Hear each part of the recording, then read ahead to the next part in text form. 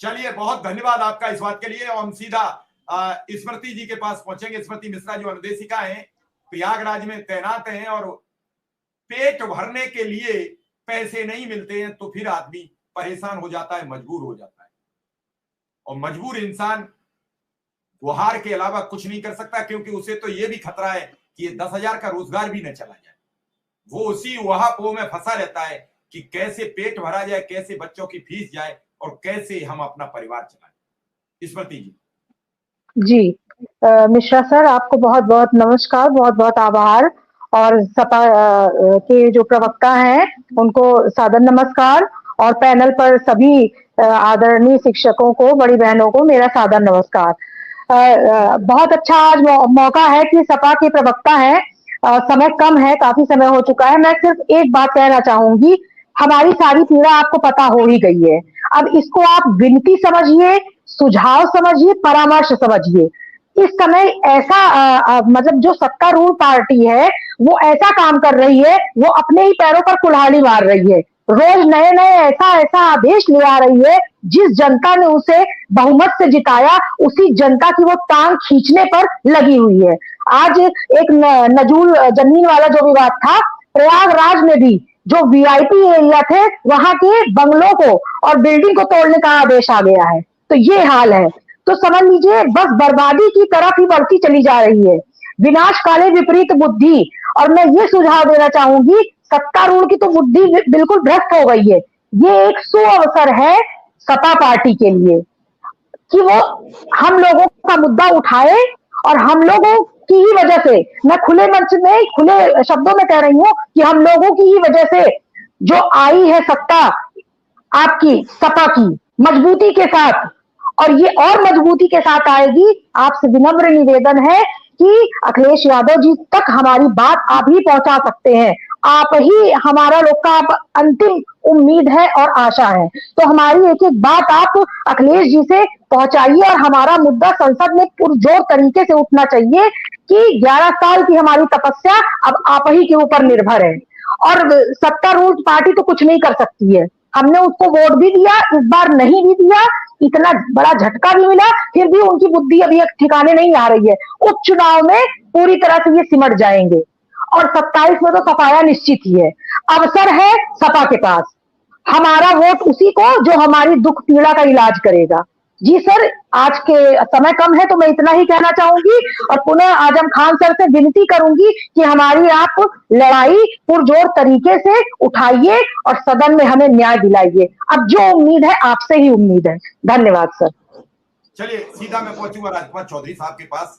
चौधरी साहब, आपने सब शिक्षकों की बात सुन ली। बात कुल मिला के वही है कि आखिर गिरता पड़ता मरता शिक्षक करे तो करे क्या। गिर भी रहा है, मर भी रहा है, पढ़ भी रहा है, काम भी लिया जा रहा है, 1 मिनट को उसे फुर्सत नहीं है, और उसके बाद रोज नित नए काम। धन्यवाद मिश्रा जी, आपका बहुत बहुत।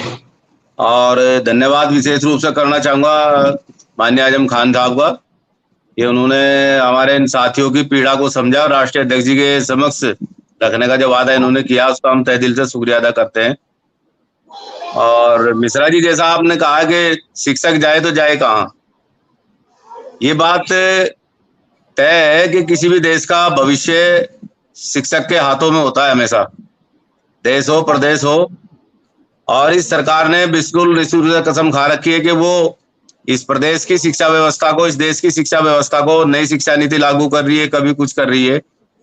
विजन कुछ नहीं है, ना ही कोई स्पष्ट दृष्टांत इनके पास है कि किस प्रकार से हमें व्यवस्था को लेकर के चलना है। एक एक हांडी में कोई तो कहता है 2 पेट हो रहे हैं, 3-3 4-4 पेट कर रखे, कभी शिक्षा मित्र के रूप में तो कभी अनुदेशक के रूप में। और मैं तो अपने विक्रम भाई को एक सलाह दूंगा कि आप निश्चित रूप से, जो भी हमारे मनोज राय साहब ने आपको सलाह दी है, निश्चित रूप से आप जो हमारे श्रम कानून है, श्रम कानूनों को निश्चित रूप से पढ़िए और उसके लिए ट्रिब्यूनल का जो रास्ता है वो अपनाइए। मैं चूंकि दिल्ली और गाजियाबाद इधर नजदीक पड़ती है, मेरे लायक कोई भी यहाँ से कोई व्यवस्था होगी, आदरणीय शिव कुमार जी भी दिल्ली में है, तो निश्चित रूप से आपके पैरोकार बनकर यहाँ पर खड़े होंगे। नमस्कार, आप सब जितने भी शिक्षा मित्र साथी हैं, आप सभी को लेकर एक बड़ी खबर सामने आ रही है। ये खबर आपके प्रदेश महामंत्री जी के द्वारा जो भी आप सभी के लिए आज तक बैठकें हुई हैं, जितने भी आप सभी के लिए प्रयास किए गए हैं उसका क्या फल रहा है, सरकार आप सभी के लिए क्या कुछ करने वाली है, उसका कैसा रवैया है, ये सभी आप सभी के प्रदेश महामंत्री जी के द्वारा इस वीडियो में पता चलने वाला है। इसलिए आप इस वीडियो को पूरा जरूर देखिए। कहीं भी किसी किस्म की कोई घबराने की आवश्यकता नहीं है। और रही बात मिश्रा जी, मुझे तो इस चीज का पता है कि शिक्षक कभी ना तो हारा है न कभी हारेगा। शिक्षक वो चीज है कि ये लोहे की भट्टी में तप करके निकलने वाला प्राणी है। इसलिए किसी सरकार को या किसी व्यक्ति को अगर ये अभिमान है कि तुम शिक्षकों को धराशायी कर दोगे, तो इनको धराशायी करने के चक्कर में खुद धराशायी होते मैंने देखा है। जिन्होंने शिक्षकों से पंगा लिया, जब किसी सरकार ने शिक्षकों से पंगा लिया तो दोबारा आज तक वोट करके सरकार में उसको कदम रखने का मौका नहीं मिला। बस इतना कहना चाहूंगा। धन्यवाद आपका बहुत बहुत समय देने के लिए, और अपने तमाम साथियों को आश्वस्त करते हैं कि संघर्ष में हमेशा आपके साथ है और साथ रहेंगे। शुक्रिया बहुत बहुत। सीधा एक छोटा छोटा कमेंट उमा देवी और विक्रम सिंह से लूंगा, फिर विनय सिंह जी के पास पहुंचूंगा, क्योंकि समय काफी लंबा हो जाता है और सभी का दुख है, और दुख सुनने जब कोई आ जाता है तो सब सुनाना चाहते हैं, जो पीड़ा भरी है वो सब सुनाना चाहते हैं। और मैं तो विनय सिंह जी का, मनोज जी का, राजकुमार चौधरी जी का आभार व्यक्त करता हूं कि जिस तरीके से इस लड़ाई की धार देने में रोज अपनी महती भूमिका निभाते हैं, रोज 1 घंटा खर्च करते हैं कि इन शिक्षाविद अनुदेशकों का भला कैसे हो, और इस सबका तारतम्य बनाते हैं तारकेश्वर साई जी।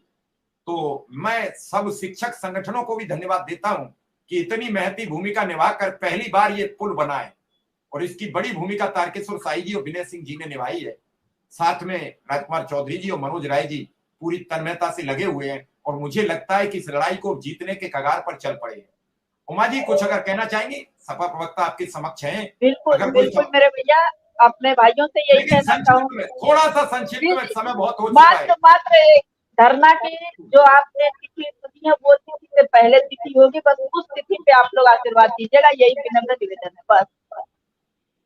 चलिए विक्रम सिंह क्या है, विक्रम सिंह शायद लाइट चली जाती है, गोरखपुर में भी लाइट चली जाती है। मुझे ये पहली बार लग रहा है कि गोरखपुर में भी लाइट जाती है। आदरणीय सपा प्रवक्ता महोदय से यही आग्रह है कि सर अब केवल सवाल पूछने से काम नहीं चलेगा सर। इसको लेकर विधानसभा में या लोकसभा में अब तो आपकी संख्या हर जगह, अब भारत की 3री नंबर की पार्टी हो गए हैं लोकसभा में भी, और उत्तर प्रदेश में भी आपकी स्थिति बहुत अच्छी है। 100 पूछने से काम नहीं चलेगा सर। आपसे एक आग्रह है, निवेदन है कि अब सर वॉकआउट करिए, विधानसभा चलने मत दीजिए, संसद को चलने मत दीजिए। जब तक अनुदेशक शिक्षा मित्रों का समाधान न हो समस्या का, तब तक लोकसभा न चलने पाए, राज्यसभा न चलने पाए, विधानसभा न चलने पाए, विधान परिषद न चलने पाए। सर इस प्रकार की व्यवस्था से अब काम चलेगा सर, क्योंकि ये सरकार सवालों का, जब नेता प्रतिपक्ष के द्वारा कही हुई बातों को माननीय मुख्यमंत्री जी संज्ञान नहीं ले रहे हैं। अब आप इससे समझ सकते हैं कि किस प्रकार की हट्ठी सरकार है। इनको तो आज तक मैं ऐसी सरकार, अपने 47 साल मेरा होने जा रहा है, 47 साल के जीवन में कभी मैंने इस प्रकार की सरकारें नहीं देखी। जो कहा जाता था कि विधानसभा में सवाल उठा दो, संसद में सवाल उठा दो, सेकेंडों में वो मामला उसका समाधान हो जाता था, लेकिन आज तो लगातार उठाया जा रहा है, लेकिन कोई सुनने वाला नहीं है सर। तो अब आपसे आग्रह है कि माननीय अखिलेश यादव जी से पूरी रणनीति तैयार करिए कि सर जब अगली बार उत्तर प्रदेश विधानसभा प्रारंभ हो तो चल ना पाए, वो 1 मिनट के लिए भी न चल पाए, संसद भी न चल पाए। इस प्रकार की सर आपसे आग्रह है, आपसे निवेदन है सर। जी सर। मनोज राय जी कोई कमेंट हो तो कर सकते हैं, फिर हम सीधा विनय सिंह जी के पास जाएं, क्योंकि समय बहुत हो चुका है धीरे धीरे। सर बहुत छोटा सा है, और वो कमेंट है परिकल्पना और संकल्पना। आपके संकल्प क्या है और आपने सोचा क्यों, परिकल्पना क्यों? तो देखिए सरकारें बदलती चली गई, समय बदलता चला गया। मैं बार बार फिर वही दोहराऊंगा कि जब हमारी आर्थिक नीतियों का प्रेफरेंस बदला, 1990-92 के पूर्व हम कुछ और थे, और 92 से हम लगातार वर्ल्ड मार्केट के कैप्चर होते गए, उनका शिकंजा हमारे ऊपर बढ़ता चला गया। और जब अब आपने हवाई चप्पल पहन हवाई जहाज में उड़ने की कल्पना कर लिया है तो रिस्क तो है सर। और ये चीजें आम जनता को प्रभावित कर रही हैं, विद्यालयों को प्रभावित कर रही हैं, शिक्षा व्यवस्था को प्रभावित कर रही है, चिकित्सा, हमारे जो मूलभूत ढांचे हैं। और मैं आपको फिर बताऊं सर,